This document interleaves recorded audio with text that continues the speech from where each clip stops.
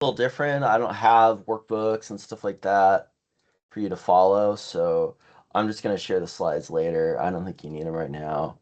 But we are recording. Welcome to today. We're going to do something a little different and talk about using Excel as a serious analytics tool. I teach Excel and I train and consult on Excel professionally, and this is something that I talk and think about a lot, which is how do we get people to take Excel seriously as a skill instead of just a tool that shows up on your computer. So, if you're responsible for approving tools, approving training, setting up workflows, this is what that session is about. This is for you.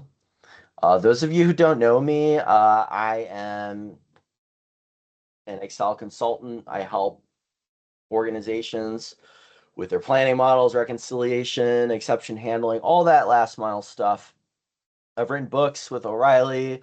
I've passed over 400,000 learners on LinkedIn Learning. I'm also an Excel MVP, so this is something that I do take pretty seriously, and I think, like I said, talk about it a lot, and just wanted to put a session together for those of you who are also in that decision mode. What are we going to talk about today? This is a framing session, like I said. We're not going to be training. I'm going to be talking about real world patterns that I see around tooling and around investment decisions. And I'm also going to give you a practical way to think about those decisions going forward. There will be some time for questions at the end. And of course, you can leave questions in the chat anytime you wish. That's going to be the best way to get a hold of me. I don't think that this is going to go for an hour, but I did have it booked for an hour just to let you know there. So this is the basic pattern that I see almost everywhere I work when it comes to Excel. Really doesn't matter if it's finance, operations, analytics. When a new tool gets introduced, it does just feel strategic, right? So if you bring in Power BI or Tableau or Click or whatever, there's usually a rollout plan, there's a roadmap, there's a budget that gets allocated, and there's training, and there's sponsorship. People are accountable for that sponsorship. And that tool, because it's new and shiny and costs a bit of money, kind of by its very nature, it gets infrastructure and governance and measurement. But Excel hardly gets that. And that's not because it's not widely used or because it's not being used for important things. It's quite the opposite. I'm sure many of you do use Excel for mission critical things, but it's almost a familiarity breeds contempt situation where it's so widely used, it's so familiar that it doesn't really seem like something that needs internal and intentional investment. People just kind of assume that everyone else knows it. People assume that it's being used appropriately. Uh, but that is very rarely the situation. And I'm sure that those of you who have learned from me know that there's a lot of things we can do with Excel that may be unknown by organizations. So instead of assessing Excel capability the way we might assess capability in a new platform in kind of a formal way, we just assume that it's fine and that people are confident and that they're consistent about it. But we end up funding new tools that we don't really need to fund, and we leave the tool that actually carries a lot of the analytical risk undermanaged. I'm sure that we've all seen new tools get rolled out that cost a lot of money, had a very formal rollout plan, still don't get adopted, and people just go back to Excel anyway. So that's what we're really trying to avoid by thinking through this and really treating Excel as a platform that does need ownership and does need intention for it. So this is that combination, right? Everyone uses Excel. No one knows it. Everyone assumes proficiency. Everybody's using it, right? Directors, managers, executives, open files that come from Excel. It's one of the few tools that really does sit at every layer of an organization. But despite how pervasive it is, almost no one owns it as a platform. There's really no clear steward. No one's responsible for how that logic gets structured. And there's no thought about things like architecture, reuse, versioning. So instead of managing Excel intentionally, it's just kind of defaulted to an assumption that people are using it appropriately. And that can cause a lot of problems. So I want you to think about this for a second, if you could, and if you're comfortable, leave this in the chat. How many of you are using Excel and rely on it for something that does influence real decisions? Things like budget allocations, headcount planning, pricing, reconciliation, format, forecasting, all that stuff. If you just want to say yes and leave that in the chat, that's fine. If you want to go a little deeper, that's great too. Liz, I just want to hear from you. How are you using this as a real tool?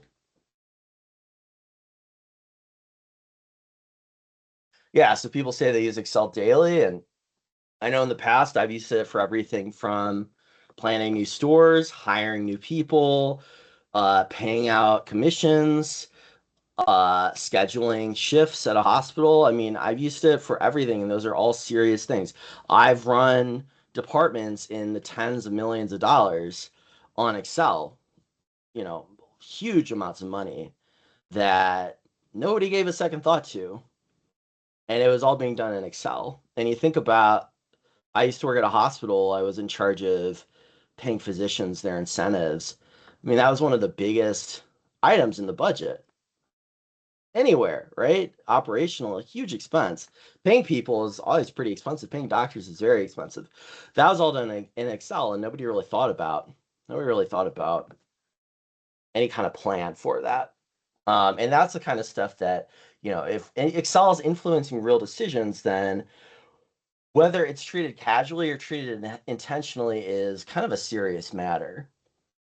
And it really gets into like governance and capability. It's not just a skills question, although there's a big part of that too. So thank you for sharing some of your experiences there. What I would say that is when Excel does get underinvested in, because I know going back to my days working in finance, I was not good at Excel, and that's why I started doing what I'm doing now just to get better because it was so important for me. That cost doesn't really show up as a line item on a budget. And I think it's because it is so universal, right? Everybody kind of shares the cost. And that's one of those, when your costs are so diffuse, nobody really thinks about what it's costing them. It's kind of like taxes in that way, right? Everybody's getting taxed. So you don't really think about the individual cost to you for a certain thing. There's no invoice that says spreadsheet fragility. There's no dashboard metric that says logic drift or anything like that. We rarely get formal postmortems when things go bad with spreadsheets. If you're in an IT department, if you've ever worked in IT, we do, there are postmortems. When something breaks, there's a formal review process, and that doesn't happen with Excel. People start to rebuild logic. It might show up in different ways where numbers don't match. It might show up in manual checks that are layered on top of formulas. And we get these shadow systems. You may be familiar with that. Term of shadow IT, where people start just going about their own methods. And Excel is very flexible, but you do want to be aware of things like second files, backup models, parallel trackers, and that stuff ends up as analyst fatigue as well, right? It's just more data that doesn't match, and it really causes a lot of burnout. And that's why I got into Excel and helping people with Excel. It's really stressful, right? You got people breathing down your neck. You've got different files, they don't match. Nobody can give you a clear answer of where numbers came from. Logic gets brittle, ownership gets unclear. You're not really sure when a result is right or wrong. And that's all the stuff that can happen, not because people are careless, but just because there's a structural issue. Analysts do the best that they can, but when there are these structural inefficiencies, there's not much you can do. And Excel is often expected to behave as like a disposable tool on the one hand, right? Because it is so quick and flexible. But on the other hand, it's expected to perform as a production system that people can trust, rely on, that can be audited. So those two expectations are really in tension. And I think a lot of organizations don't really acknowledge that tension, and we end up blaming individuals for problems, for outcomes that are really the result of just underinvestment and unclear standards. So maybe some of this sounds familiar. If it does, let me know, and we'll keep talking about this. Any thoughts or questions? If this sounds familiar to you, just type yes in the chat. How about that?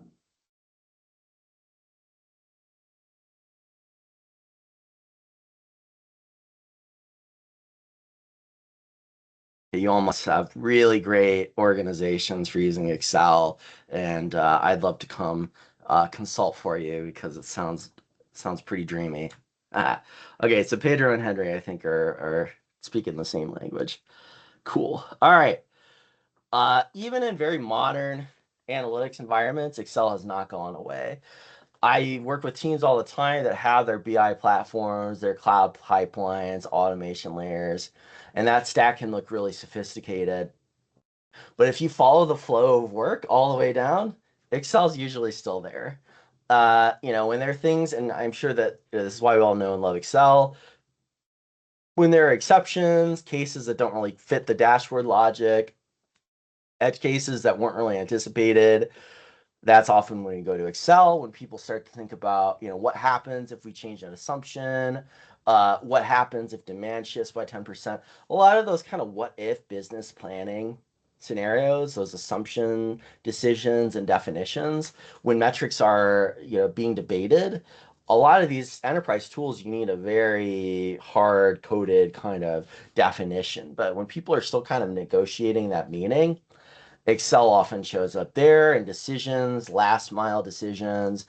Dashboards are great, right? They can summarize what's going on, but when people ask what if, right? When revenue is slipping, assumptions maybe were a little too optimistic, things like that, those exploratory assumption driven tools often happen in Excel, and that's why Excel often quietly carries more responsibility than it is credited with. Uh, so if you want to think about this, where Excel might be carrying more responsibility in your organization than leadership acknowledges. Is it in your forecasting? Is it in your pricing? Is it in your reconciliations? If you want to leave an example, or again, just say, yes, this sounds familiar in the chat, that would be great to know. And I do see a couple things. Yeah, so Henry's saying, yeah, it's very flexible, but it doesn't have the governance that it might need. There are many Excel users that don't know the potential. Yeah, exactly. So I definitely agree there with Pedro that it is a familiarity breeds contempt situation. When we do get new shiny tools, even something like AI and Copilot is a great example. Copilot comes in and everybody wants the formal training and the onboarding and the metrics, but there's things like Power Query that are probably more important at this point that nobody batted an eyelid for because nobody saw it as this kind of new tool. So there's this weird tension of like lack of accountability, but also everybody's using it, and it causes a lot of gridlock, I think, a lot of hurdles in making an analysis smooth, fast, efficient, error free. Okay. So this is where I think how using Excel inside an organization, we can really start to pinpoint the problems. And again, we're not thinking about using Excel versus Power BI versus Python. So this goes beyond technology. There's really just different types of work. Okay. And some tools just happen to be better for certain types of work. If we start to misunderstand the work that's being done, we start to blame the problems that are actually structural. We don't want to, I'm sorry, we blame tools, we blame people, but really it's just kind of a classification error, right? Like a category error. So if we think about these axes here, okay, we'll go across the horizontal axis. There's low and high certainty or uncertainty of work. On the left side here, our work has low uncertainty. We know the questions, definitions are stable, process repeats on a regular cycle, outputs are predictable. This guy might be something like a monthly close report, maybe a standard KPI dashboard. So again, this is kind of the low uncertainty stuff. We've got high uncertainty stuff as well. This is where assumptions are changing, we're exploring options, we're testing different scenarios. And then we have standardization along the y-axis here. We've got low and high standardization. Low down here at the bottom. This is the real like ad hoc kind of stuff. Personal, small team, judgment heavy. We may not need to reuse it. It may be more exploratory. So it doesn't really need governance as much because it's not widely shared.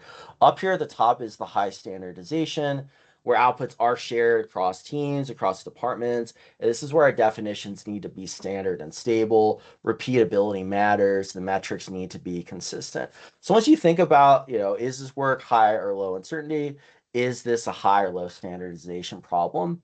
These metrics start to become clear. So if we think about down here in the left bottom quadrant, low uncertainty, low standardization. This is like the quick check ad hoc analysis stuff. This is where a lot of our thinking starts. We think about one-off calculations, ad hoc validation. This is really a great place to use Excel. It's often ideal because Excel is so fast and so flexible. So there's no reason to over-engineer that quadrant. Then down here in the bottom right, we do have things like uncertainty is high, standardization is low. This could be like exploration, what if analysis, scenario validation. Excel's still pretty good there, right? We often use that for very valuable thinking before the plan gets implemented, the dashboard gets encoded, whatever. So we're really more exploring possibilities than producing a final answer. And Excel does support that iterative reasoning really well. If we move up here to the top left, we start to talk about low uncertainty but high standardization. These are, again, things like monthly reports, executive dashboards. Our output needs to be consistent, and Excel often ends up by default in this bucket. We start to use Excel for that kind of stuff, even though the work has matured to something that might be more beneficial with a structured tool. And again, that's not because using Excel here is inherently wrong. The work has just changed. The process hasn't evolved with the work. And then here on the top right, we have the high uncertainty of work, we have high standardization, and this is really where teams feel the tension. This is where forecasts change, but they must remain consistent across stakeholders. Planning models are being used by different people with different assumptions. Definitions don't match across different teams and things like that. The teams are using the same workbook. They want the same flexibility, but they also want the same control, and there's a tension there. So, trying to put exploration and governance into the same system and the same tool can be a very challenging thing to do. And the main takeaway here is that, the problem doesn't just come from using Excel. We're asking Excel sometimes to live in the wrong quadrant. There are right and wrong places to have Excel live here. When we're using Excel seriously, and I think that was the title of this talk, Treating Excel Seriously, a lot of this definition, or I'm sorry, a lot of the friction here disappears, and we start to use Excel for what it's really meant to be used for. Okay, so if you want to think about this, and hopefully this quadrant will help you. Uh, if you would say, is there a certain quadrant that your team tends to live in when they're using Excel? Is there a difference between where your team is living in Excel and where they think they live in? Maybe your team is thinking like, oh yeah, we're just using it for ad hoc analysis. But it turns out you're really using it for a repeatable reporting tool because those are two very different use cases. Anything jump out there in terms of how you're using Excel? To answer Henry's question, Excel is not suitable for competing needs. I would say it's the hardest area of the quadrant to engineer Excel for. When you have people that want to, define terms differently, but they also want the flexibility and they also, want to govern it in their same way, that's where you often run into problems, where you have very high uncertainty work that you also need standardized. Excel may not be the best place to use.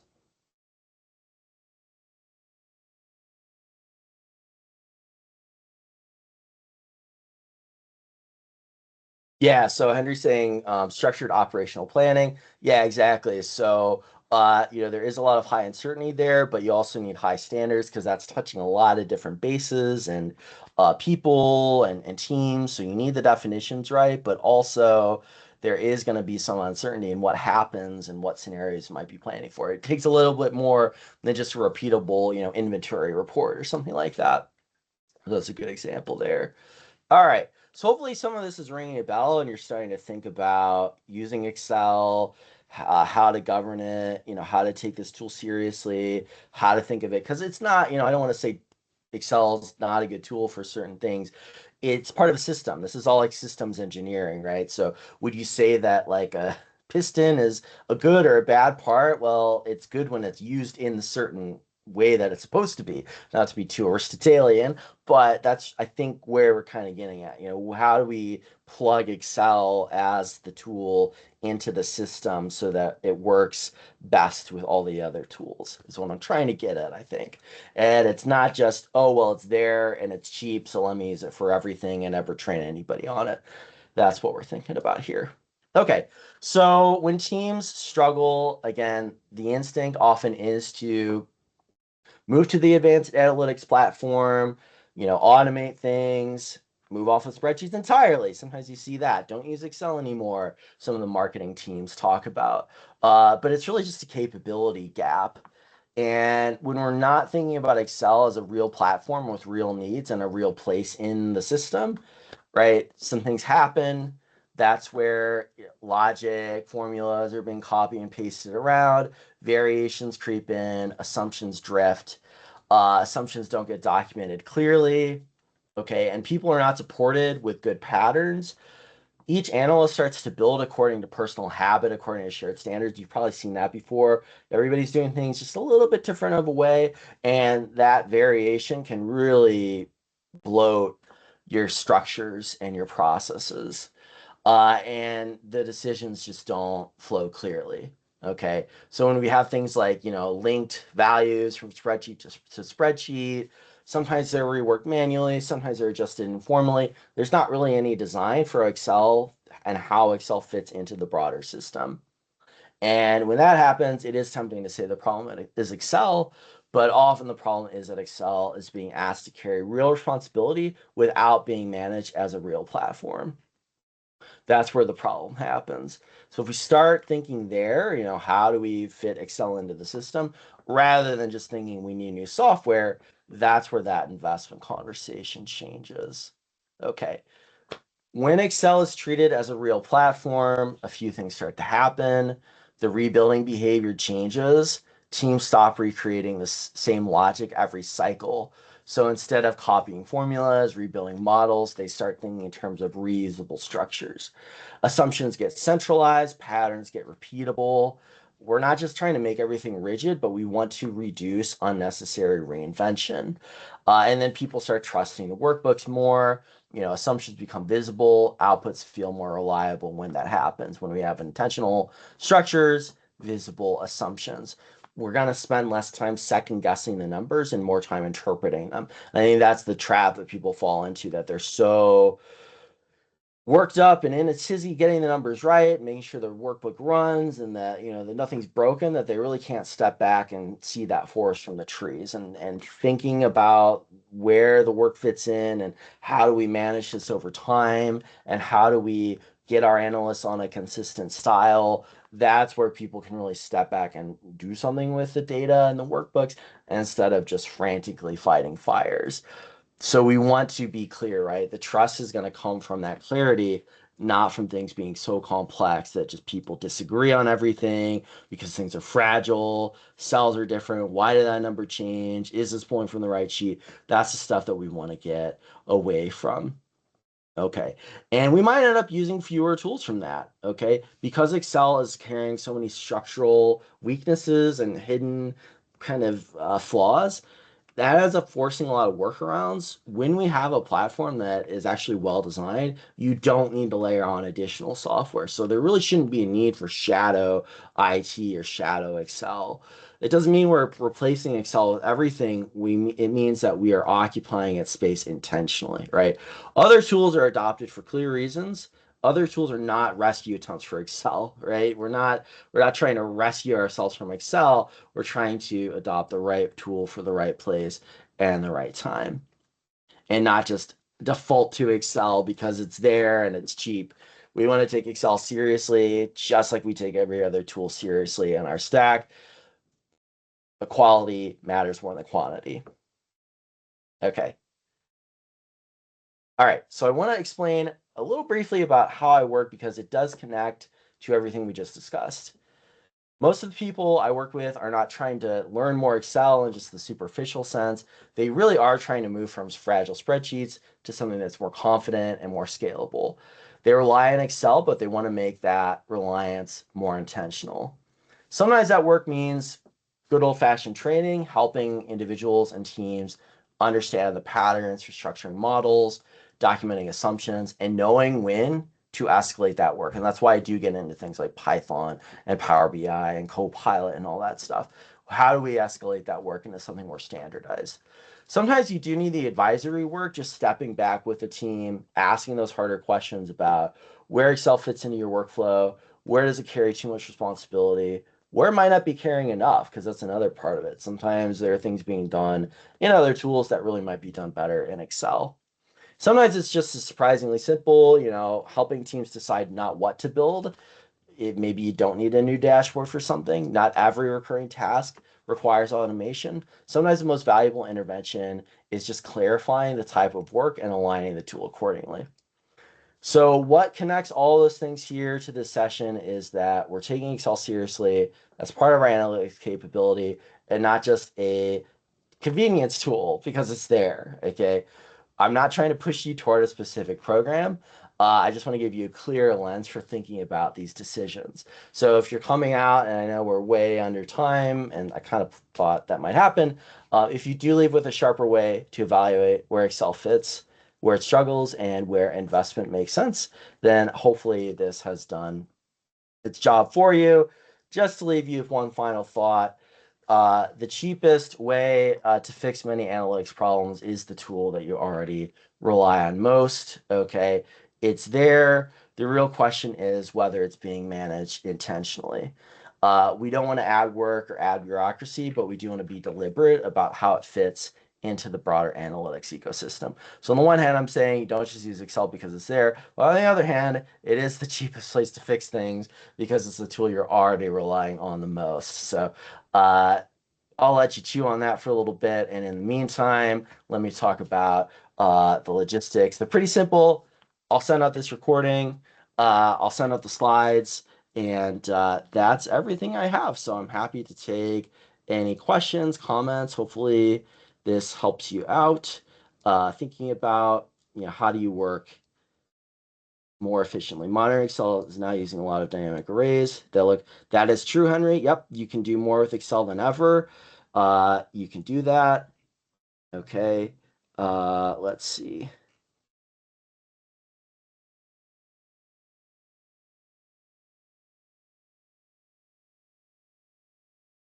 I'm going to stop the recording. And again, this will get emailed out.